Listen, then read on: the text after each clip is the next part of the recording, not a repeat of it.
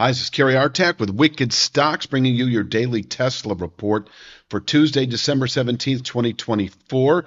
Before I jump into the charts, I want to mention that on Monday we posted if you haven't seen it already on YouTube, on our wickedstocks.com YouTube channel, which you're on right now, we posted a TLT update. That is the long bond ETF, the 20-year plus U.S. Treasury. We give price points, objectives, areas to buy and sell, et cetera, et cetera, et cetera. Also, go to wickedstocks.com. I have to mention that. You get a 5-day free trial, and you can see last week's stock picks.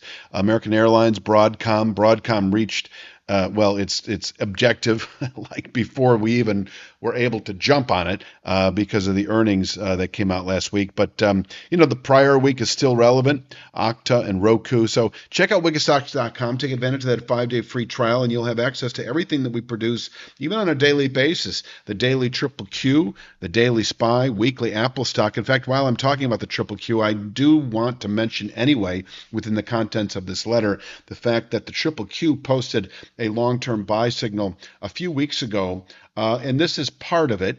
This is the daily chart.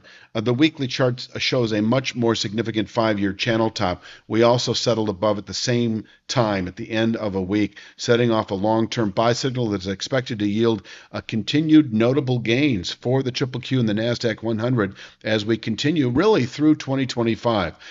Let's talk Tesla, of course. Just to mention that about a month ago, we settled above the 339.54 2-year channel top by the required 1% margin at the end of a week. That set up 502.07 as a longer-term target. We're a month into it, and, I don't have the numbers in front of me, but probably 70% of the way to reaching it. We took out the 414.49 previous all-time high from November of 21 last week, settling the week clearly above it. As you can see, this is a weekly chart. Yesterday, Monday, we did reach the upper 450s, and we actually closed above it.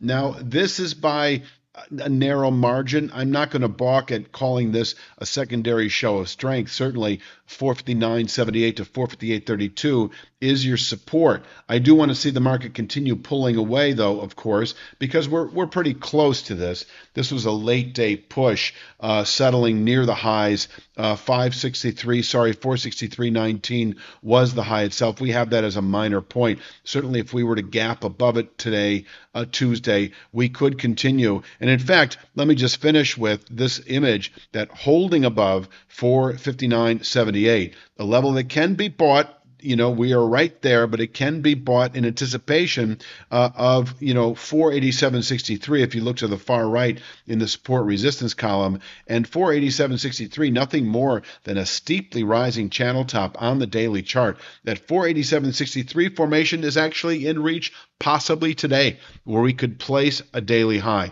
And you can see that if we close today above 487.63, our overall long-term objective at 502.07 is likely to be tested tomorrow. And you can also see that this channel top is converging over the next 3 or 4 days with 502.07 anyway.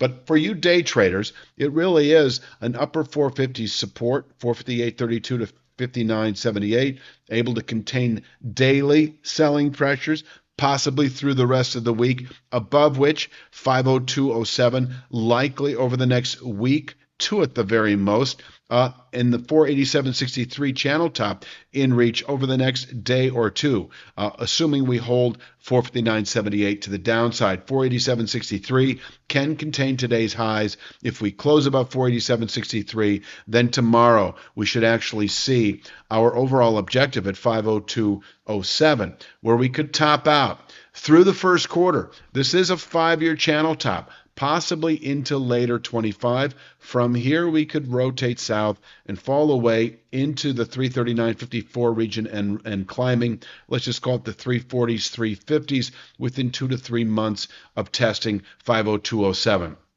We haven't got busy in terms of determining our overall long-term objectives if we close above 50207, but rest assured we will likely provide those to you by the end of the week, assuming we continue rallying. And rallying we should above 459.78. This just keeps moving along. Once again, I do want to remind you, you got 487.63 today as decent day resistance. If you went long on Monday's close with that settlement above 459.78, and you're kind of a 1 to 3 day, 3 to 5 day swing trader, respect 487.63 as a level that can contain daily buying pressures. And it is true that over the next 3 to 5 days, it's going to converge anyway with 50207. And I did mention in yesterday's, video that closing above 459.78, which occurred on Monday, will keep 50207 in reach within a week, two at the very most. So that is the next sort of play. Now, downside, if we happen to break or open today below that 459.78 level, I do have 436.15. Nothing more than Monday's low, but it is relevant. It is the all-time high. It is the low of the all-time high, and so it has meaning. I think it's a decent pivot point. If tested today, can contain intraday, possibly daily selling pressures. I do think, though, if we back away today and close back below 458.32, we haven't had, we did have a negative close actually Thursday of last week, but it was still above 414.49, as you recall. So when we closed above 414.49, we were anticipating the upper 450s as a 1 to 2 week target. But if we do close, I think if we close today back below 458.32, we can fall back to 414.49 by the end of next week.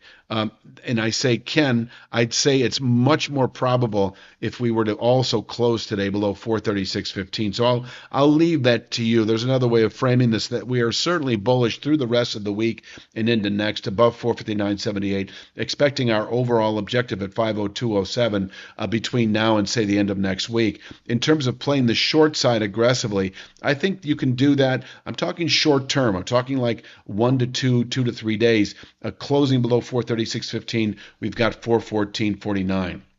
Now, it's not going to happen today, but if we did happen to close Friday back below 414.49, then we've got a good December high and likely bearish continuation to 339.54 by the end of January or sooner. But until then, we should reach our 50207 objective quite possibly by the end of next week, now that we've closed above 459.78. I think that pretty much rounds it out. Please click like, share, subscribe. I'll be back tomorrow, of course, with Wednesday's Daily Tesla Report. You have a great day.